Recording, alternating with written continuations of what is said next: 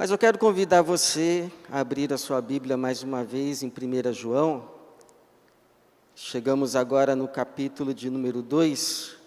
Estamos refletindo aos domingos pela manhã, passagem após passagem desta epístola. Temos como nosso tema a igreja que ama. 1 João capítulo 2, nós vamos ler a partir do verso de número 15. 1 João capítulo 2, a partir do 15.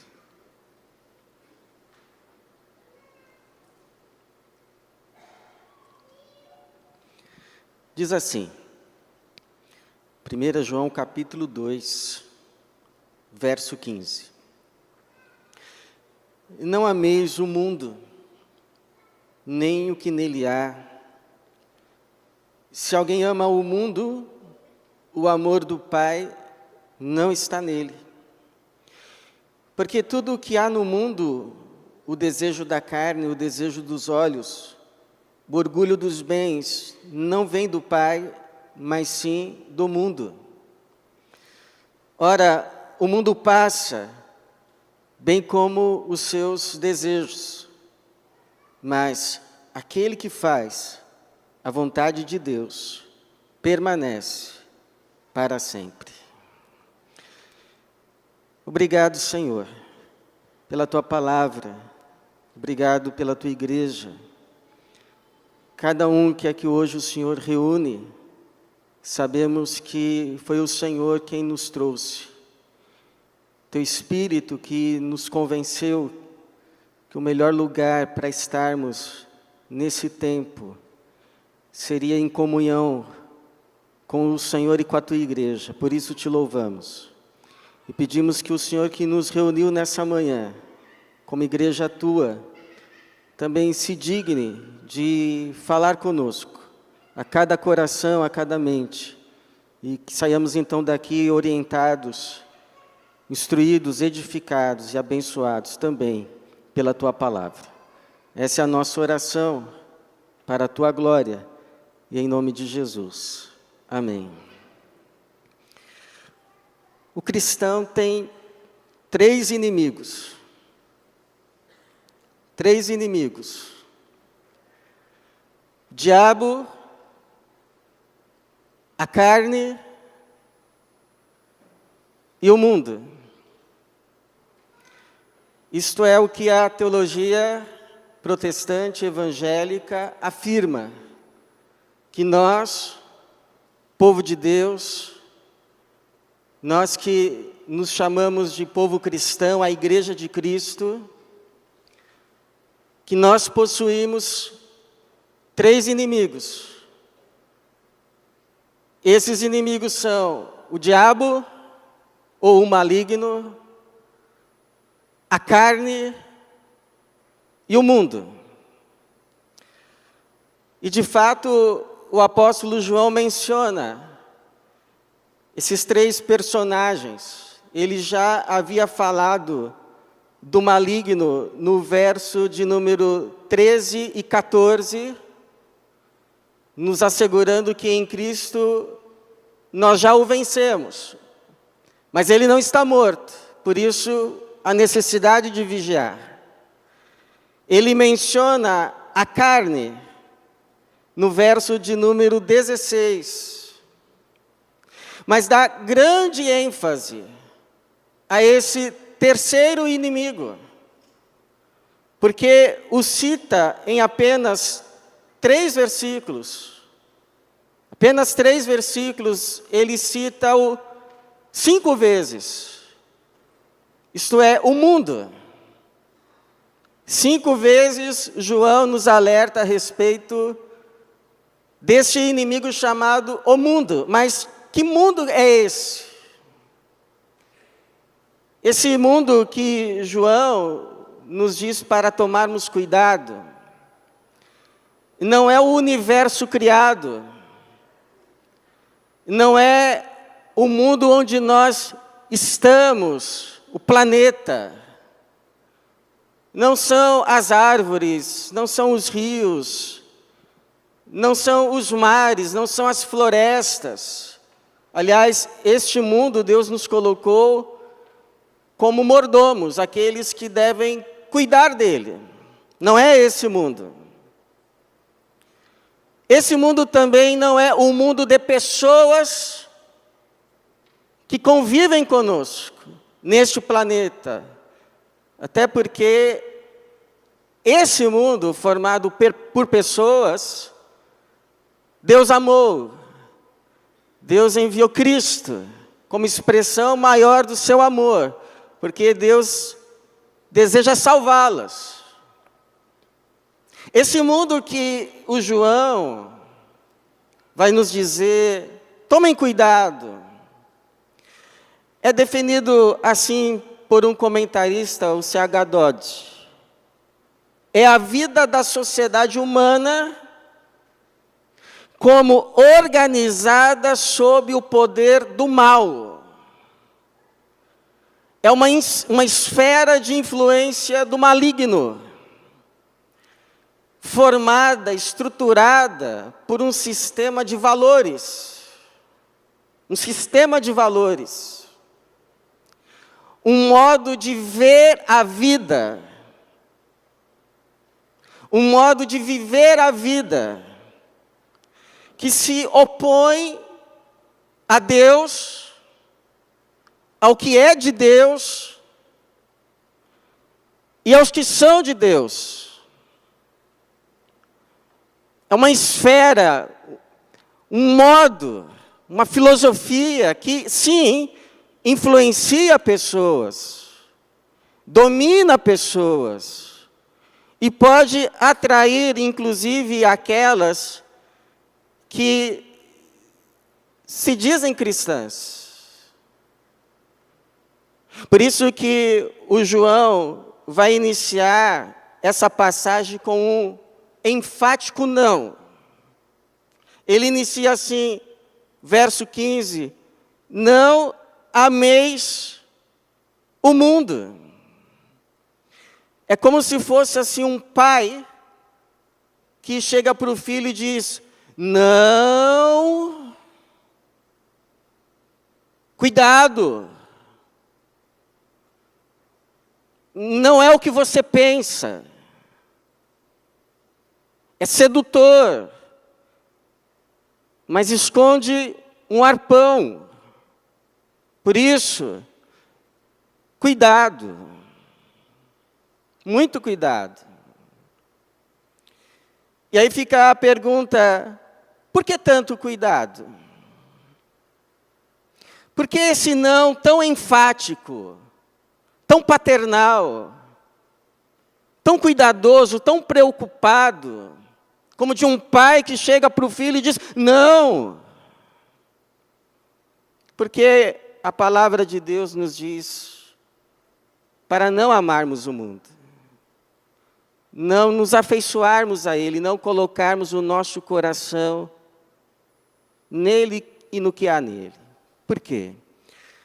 Bom, irmãos, primeiro porque nós podemos passar a amar mais as coisas do que as pessoas.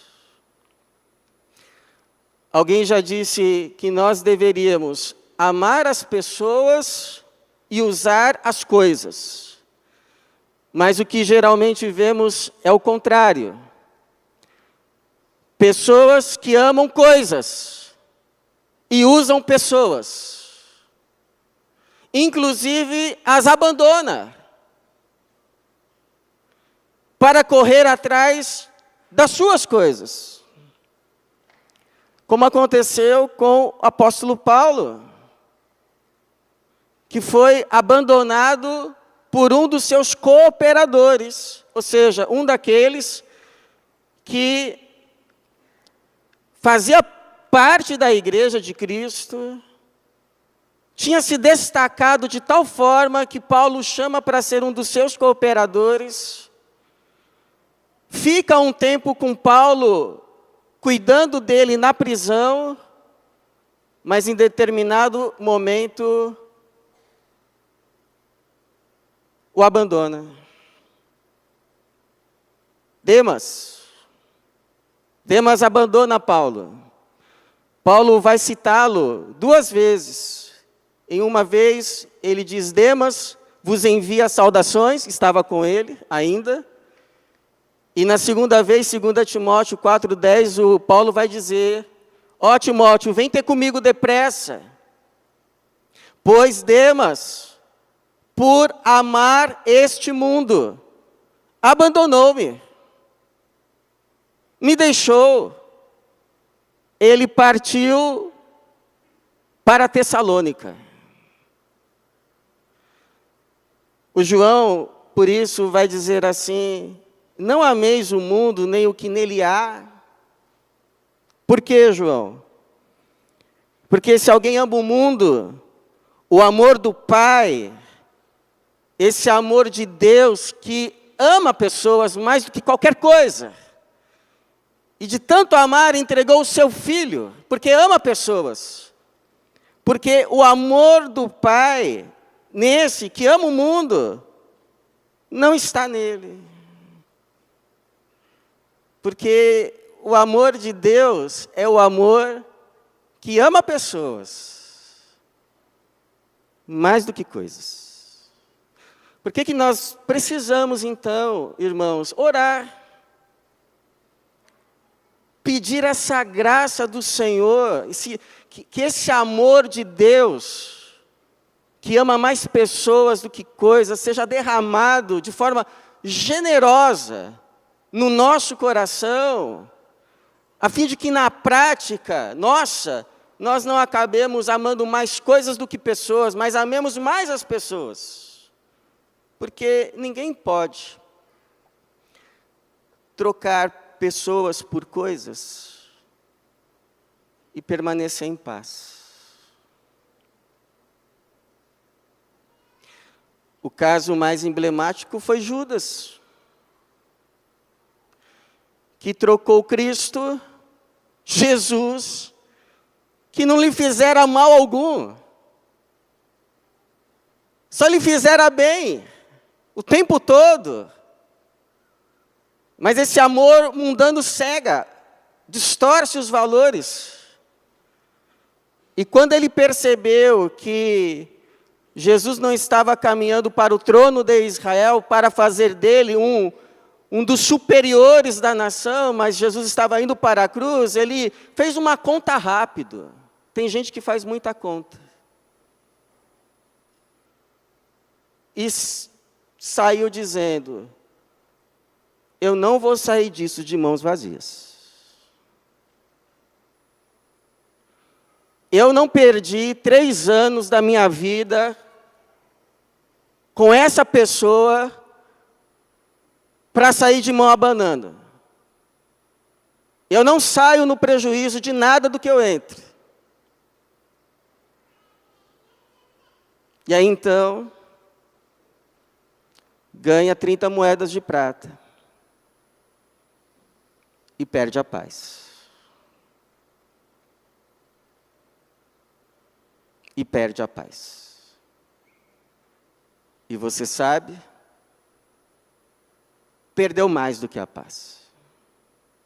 Então tome cuidado. Não é possível trocar pessoas por coisas e permanecer com aquilo que é mais precioso, mais valioso, a paz. E também, irmãos, porque a marca mais distintiva, mais caracterizadora de alguém que anda com Jesus é o amor por pessoas. É como está escrito aí na nossa pastoral do boletim de hoje,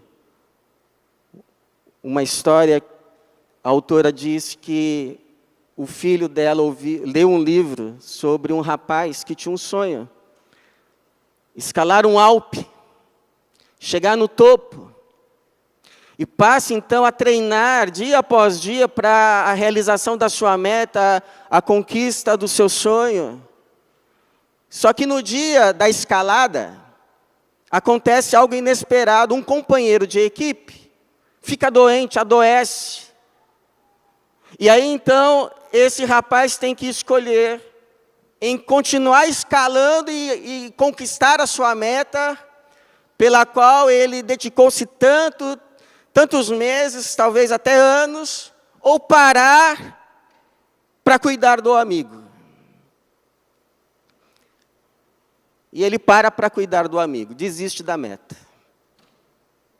E aí a autora termina dizendo assim: quando deixamos de lado os nossos planos e cuidamos dos outros, agimos como Jesus. O sucesso mundano é diferente do sucesso aos olhos de Deus.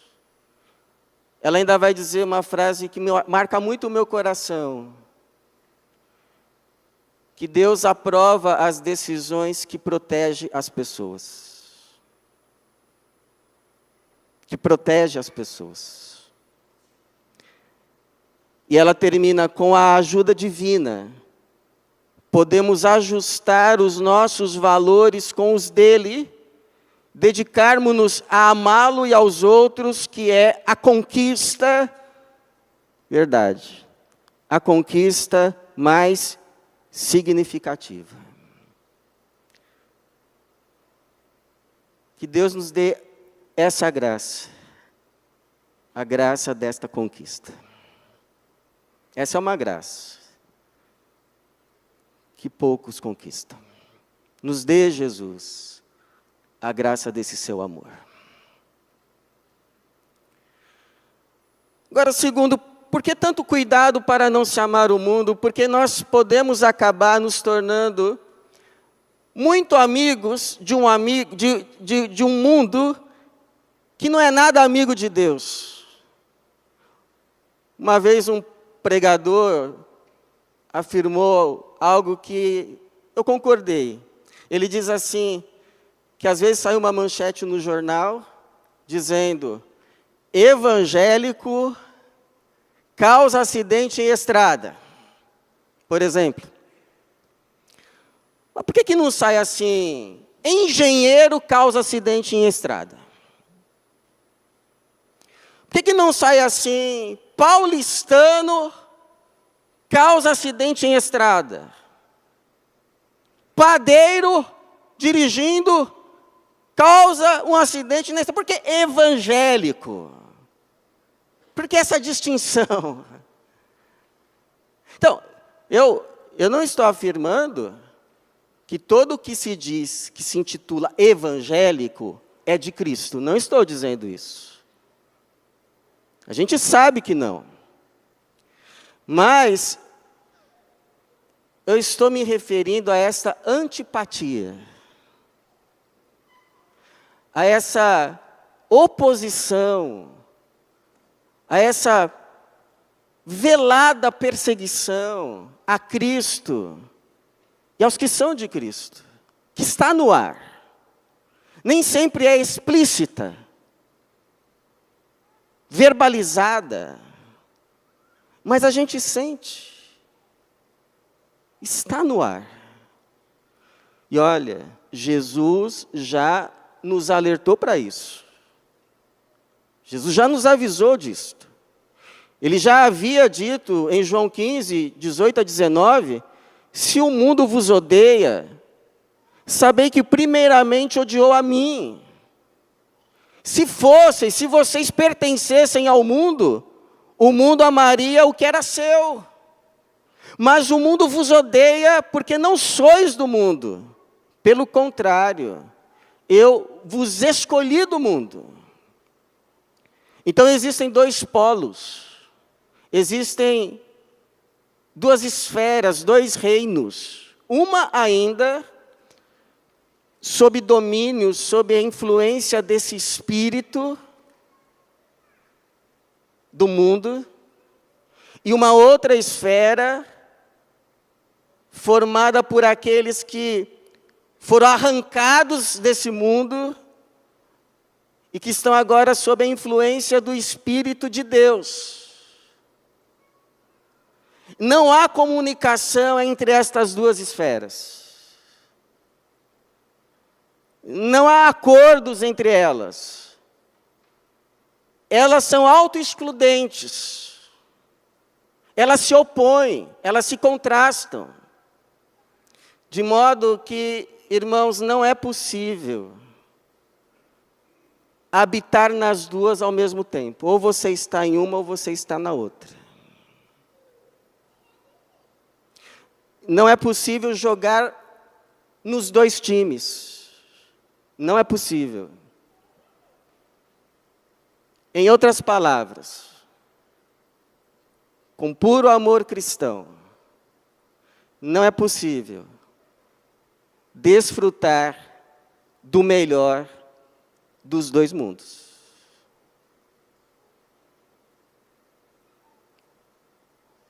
Por quê? Verso 16. Porque tudo o que há no mundo, o desejo da carne, ou seja, esse vulcão de maldades que havia em nós, mas agora está sob o controle do Espírito. Esse vulcão de maldades. O desejo dos olhos, o mesmo olhar de Eva para o fruto, o mesmo olhar de Acã para a capa babilônica, o mesmo olhar de Davi para Batseba. E o orgulho dos bens, esse sentimento que faz invejar tudo que não se tem e se orgulhar do que se tem. Dizem que basta o ser humano não ter uma coisa para ele invejar. E basta ter uma para ele se orgulhar. Estas coisas, o João está nos afirmando, não vêm do Pai, mas sim do mundo. Então a gente precisa escolher de quem amigo vamos ser. Que amigo queremos? De quem vamos ser amigos? Eu achei muito forte, mas muito forte, uma frase de Spurgeon. Ele diz assim: seria uma triste desonra para um filho de Deus ser querido pelo mundo. É um sinal muito ruim ouvir o mundo perverso aplaudir e exclamar: bom trabalho ao homem cristão. Bom trabalho. É como já tinha dito o Tiago: não sabeis que a amizade do mundo é inimizade contra Deus? E que quem se coloca como amigo do mundo se coloca como inimigo de Deus. Irmãos, a quem vamos amar? É preciso uma decisão. E por fim, por que não ameis o mundo, nem o que nele há? Não é o planeta, não é a criação, não são as pessoas. As pessoas, nós, se somos de Cristo, as amamos. Não importa o que elas pensem, não importa o que elas façam. A ordem de Deus para com elas, da nossa parte, é o amor. Se elas pensam diferente de nós, nós podemos não concordar, mas nós devemos amar. Nossa luta não é contra a carne ou sangue. A gente não está falando disso. A gente está falando desse sistema, dessa esfera que influencia pessoas e pode nos influenciar. Por que não amar? Terceiro e último. Porque nós podemos acabar, irmãos, trocando aquilo que é eterno por aquilo que é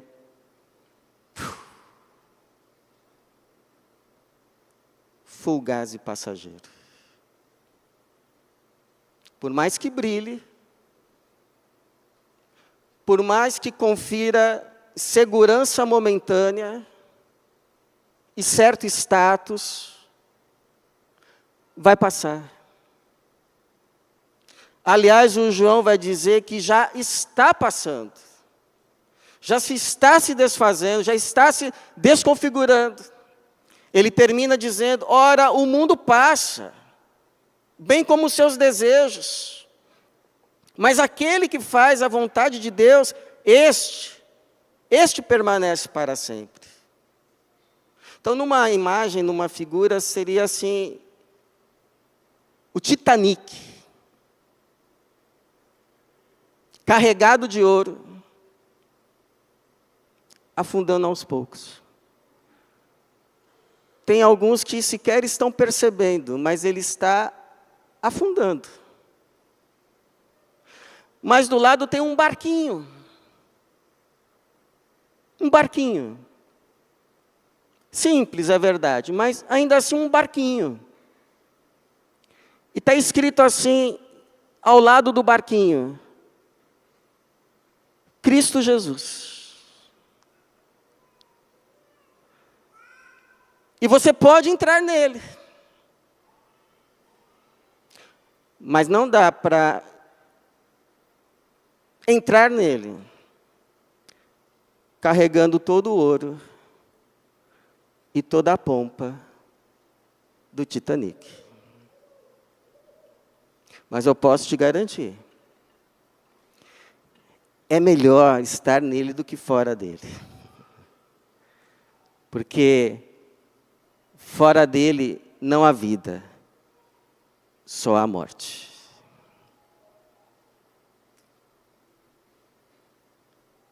Então, um conselho, uma dica. Para você que tem sonhos, planos, metas, para essa vida. Santifica tudo isso. Santifica. Você tem metas, você tem sonhos, você tem planos. Ok. Não há nada de mal. Mas tome cuidado. Tome cuidado. Santifica isso a Deus por meio da oração. Coloca diante de Deus o desejo do teu coração. Porque aí, de duas uma, ou Deus, no tempo devido, e da forma que você não vai precisar perder a alma, pode te conceder como bênção, para abençoar outros, com propósitos santificados, motivações santificadas, purificadas. Ou pode mudar o teu coração.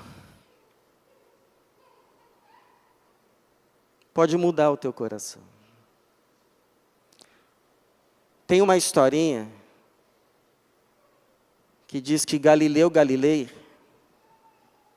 ia se aproximando de Deus para pedir riqueza e fortuna para si e para a sua família. Mas que à medida que ele ia se aproximando de Deus, o seu coração ia mudando. E quando ele chega então, ele pede: me conceda conhecimento para iluminar o mundo. É uma historinha, mas ilustra o ponto. A oração de Jesus, que expõe o pedido, mas assina: contudo, não seja o que eu quero, mas o que tu queres. A oração que salva tudo. Então eu não sei para você qual é o pior inimigo. Se é o maligno, se é você mesmo, ou se é o mundo. Mas convenhamos, irmãos, o mundo pode se tornar, em determinados momentos, muito sedutor. E nós só vamos vencê-lo se aquele que o venceu estiver em nós, reinando em nós. Aquele que disse: no mundo tereis aflições, mas tende bom ânimo, eu venci o mundo. Louvado seja o nome de Jesus. Amém.